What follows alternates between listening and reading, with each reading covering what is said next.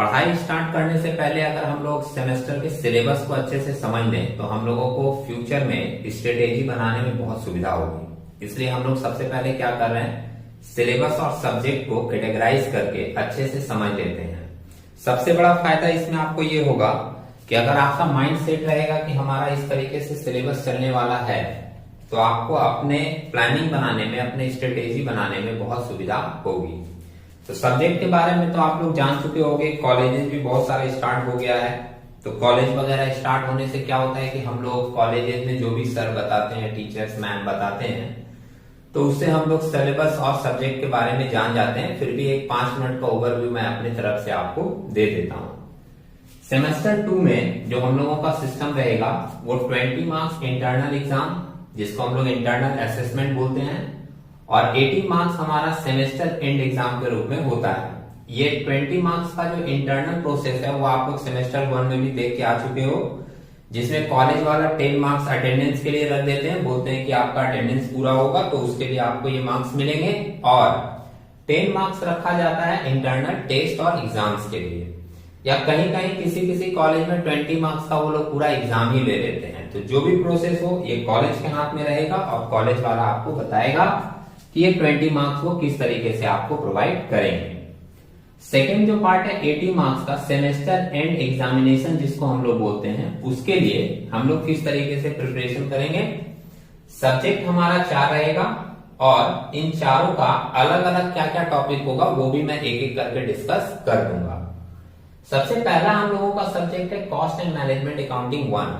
Cost and management accounting 1 आपका 80 marks का paper है, और ध्यान रखिएगा कि ये जो 80 मार्क्स का पेपर आपका होगा वो पूरा डेस्क्रिप्टिव होगा। डेस्क्रिप्टिव का मतलब क्या होगा कि इसमें आपसे कुछ थ्योरी के क्वेश्चन पूछे जाएंगे और साथ ही साथ कुछ सम्स के क्वेश्चन पूछे जाएंगे। प्रॉब्लम रहेगा, सॉल्यूशन आपको देना होगा, ठीक है। अब यहाँ पर थ्योरी और सम्स की बात अगर हम लोग करते हैं तो दिमाग में ये भी बात आ जाता है कि मतलब 50-50 रहेगा क्या, 40-40 रहेगा क्या, किस तरीके से रहेगा। तो ऐसा कोई रेस्ट्रिक्शन नहीं है, सम्स ज्यादा होगा ऐसा बोल सकते हैं, थ्योरी कम रहेगा, लेकिन थ्योरी को हम लोग अवॉइड नहीं कर सकते, ये बात भी ध्यान रखिएगा, क्योंकि अगर आप थ्योरी को इसमें अवॉइड किए तो हो सकता है कि आपका कुछ पेपर छूट जाए। सेकेंड हमारा पेपर है कंपनी लॉ। कंपनी लॉ जो 80 मार्क्स का पेपर है वो हम लोगों का पूरा एमसीक्यू है, ठीक है। लॉ आप लोग पढ़े थे फर्स्ट सेमेस्टर में भी। लॉ था हम लोगों का कॉमर्शियल लॉ, जिसमें 5 चैप्टर्स थे, याद होगा आपको। Indian contract act, negotiable instrument act, partnership act था, कंज्यूमर प्रोटेक्शन एक्ट था और सेल ऑफ गुड्स एक्ट था। तो उसमें 5 चैप्टर अलग अलग एरिया के थे। यहाँ पर जो कंपनी लॉ है हम लोगों का, इसमें भी आपको कुछ चैप्टर वाइज करके ही चीजें पढ़ाई जाएंगी, लेकिन वो जो जितने भी चैप्टर्स होंगे वो सारे के सारे किससे रिलेटेड होंगे, कंपनी से रिलेटेड होंगे। तो कंपनी लॉ के अंदर में हम लोगों को जितना भी रूल्स पढ़ना है, जितना भी लॉ पढ़ना है, जितने भी कंडीशन पढ़ने हैं, चाहे वो जितने भी चैप्टर वाइज बना के दिए हुए हो, वो सारे के सारे किससे रिलेटेड होंगे, कंपनी से रिलेटेड होंगे, ठीक है। इसके बाद हम लोगों का एक पेपर आएगा human resource management and marketing management. Marketing के बारे में जान पाओगे आप इसको पढ़ने के बाद। ये भी 80 मार्क्स का हम लोगों का है एमसीक्यू। और चौथा पेपर हम लोगों का है e commerce and business communication. E commerce and business communication में 2 पार्ट हो जा रहा है। इसमें जो ई कॉमर्स वाला एरिया है 40 मार्क्स का, वो आपका है एमसीक्यू का, और जो बिजनेस कम्युनिकेशन वाला एरिया है 40 मार्क्स का, वो आपका रहेगा डिस्क्रिप्टिव का। मतलब कि ये रिटन होगा, आपको इसमें क्वेश्चन आंसर लिखने होंगे। ध्यान रखिएगा लास्ट वाले पार्ट में ई कॉमर्स आपका एमसीक्यू है पूरा, और बिजनेस कम्युनिकेशन वाला जो एरिया है वो बिजनेस कम्युनिकेशन वाला एरिया हम लोगों का रिटन बेस्ड होगा, जिसमें आपको क्वेश्चन आंसर थ्योरेटिकल लिखने होंगे। तो पूरे सब्जेक्ट में आप देख रहे हो, एक आपका पूरा डिस्क्रिप्टिव है, 2 पेपर आपका पूरा एमसीक्यू है, और एक लास्ट वाला पेपर में 40 एमसीक्यू का रहेगा और 40 रिटन रहेगा, डिस्क्रिप्टिव रहेगा। मतलब आप बोल सकते हो कि पेपर हमारा 50-50 पार्ट में रहेगा, 50 का एमसीक्यू और 50 का डिस्क्रिप्टिव, ठीक है। तो ये हम लोगों का रहा पेपर। अब हम आपको एक कॉस्ट एंड मैनेजमेंट अकाउंटिंग 1 का सिलेबस बता दे रहे एक बार कि कॉस्ट एंड मैनेजमेंट अकाउंटिंग 1 जब हम लोग पढ़ना स्टार्ट करेंगे तो इसमें हम लोगों को कितने चैप्टर्स पढ़ने हैं।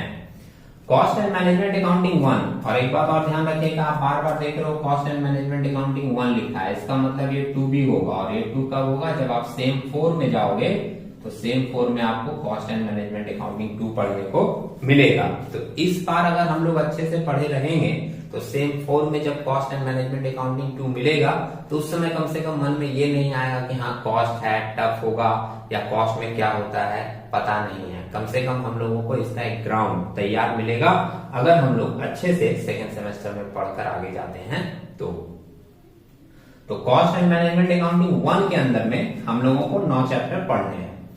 पहला चैप्टर हम लोगों का है इंट्रोडक्शन। इंट्रोडक्शन में आपको थ्योरेटिकल एरिया मिलेगा, ध्यान रखिएगा। लेकिन ये थ्योरी को आप अवॉइड बिल्कुल भी मत कीजिएगा, क्योंकि इस थ्योरी में आपको 10 से 12 मार्क्स का थ्योरेटिकल क्वेश्चन एग्जाम में मिलेगा।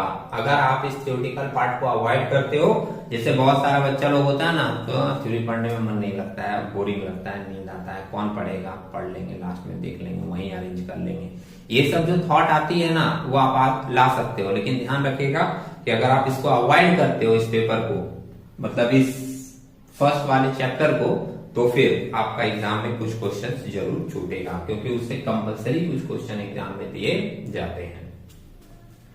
सेकेंड चैप्टर हम लोगों का है कॉस्ट स्टेटमेंट एंड ओवरहेड। पहले ये चैप्टर अलग अलग हुआ करता था, स्टेटमेंट ऑफ कॉस्ट अलग और ओवरहेड अलग। अभी उन दोनों को मिला के रख दिया, कॉस्ट स्टेटमेंट और ओवरहेड बोलकर।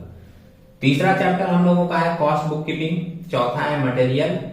पांचवा चैप्टर है employee cost and incentive system. ये एम्प्लॉय कॉस्ट और इंसेंटिव सिस्टम को पुराने बुक में आप देखोगे तो लेबर के रूप में मिलेगा। इस चैप्टर का नाम पहले दिया होता था लेबर, पुराने बुक में। अभी भी आप देखोगे, अगर आपके पास पुराना बुक हो या लाइब्रेरी से कभी आप लेकर देखो तो देखोगे कि इस चैप्टर को किस नाम से आपको वहां पे दिया हुआ मिलेगा, लेबर के नाम से।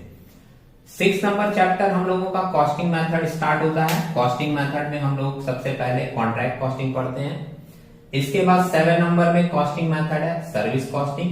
8 चैप्टर भी आपका कॉस्टिंग मेथड है job costing and batch costing. ये बात यहाँ ध्यान में रखिएगा, अभी हम बता दे रहे हैं फर्स्ट ही कि ये जॉब कॉस्टिंग और बैच कॉस्टिंग वाला एरिया आपको मिलता जुलता मिलेगा कॉस्ट स्टेटमेंट से। जैसे जब आप कॉस्ट स्टेटमेंट करोगे तो यहीं पर आपको मैं थोड़े पार्ट बता दूंगा जॉब कॉस्टिंग की, ठीक है, ध्यान में रखिएगा। कॉस्ट स्टेटमेंट पढ़ने के समय ही जॉब कॉस्टिंग की डिटेल मैं आपको दे दूंगा। आप जब ये चैप्टर पढ़िएगा तो ध्यान रखिएगा कि चैप्टर 8 भी हमारा इसके साथ कंप्लीट होता जाएगा। और जब मटेरियल चैप्टर हम लोग पढ़ेंगे तो उसमें मैं आपको बैच कॉस्टिंग के बारे में डिटेल दूंगा। मटेरियल कॉस्टिंग का एक टॉपिक रिलेटेड है आपका पूरा का पूरा किससे, बैच कॉस्टिंग से। तो जब ये दोनों चैप्टर हम लोग पढ़ेंगे कॉस्ट स्टेटमेंट और मटेरियल, तो ध्यान में रखेंगे कि थोड़ा इसको डिटेल में कर लें और चैप्टर 8 वाला एरिया भी हम लोग यहाँ पर ले आए। उसके बाद थोड़ी बहुत एरिया अगर उसकी बची हुई रहेगी तो हम लोग कुछ स्पेसिफिक क्लास करके जॉब कॉस्टिंग और बैच कॉस्टिंग वाला एरिया अलग से भी देख लेंगे, ठीक है। और लास्ट 9 चैप्टर हम लोगों का है कॉस्टिंग मेथड प्रोसेस कॉस्टिंग बोलकर। तो ये पूरा का पूरा आपका किसका सिलेबस है, कॉस्ट एंड मैनेजमेंट अकाउंटिंग 1 का 9 चैप्टर आपको पढ़ने हैं और सारे चैप्टर आपको पढ़ने हैं। कोई भी चैप्टर अगर आप इग्नोर करते हो तो थोड़ा सा रिस्क आपके लिए हो सकता है कि कुछ मार्क्स आपके एग्जाम में मिस हो जाएं। तो एक बार आप लोग पूरा सिलेबस देख लीजिए ढंग से, फिर हम लोग आगे बढ़ते हैं, ठीक है। और अगर किसी के मन में कोई डाउट हो टॉपिक से रिलेटेड या सब्जेक्ट से रिलेटेड तो वो भी एक बार क्लियर कर ले, देख लीजिए।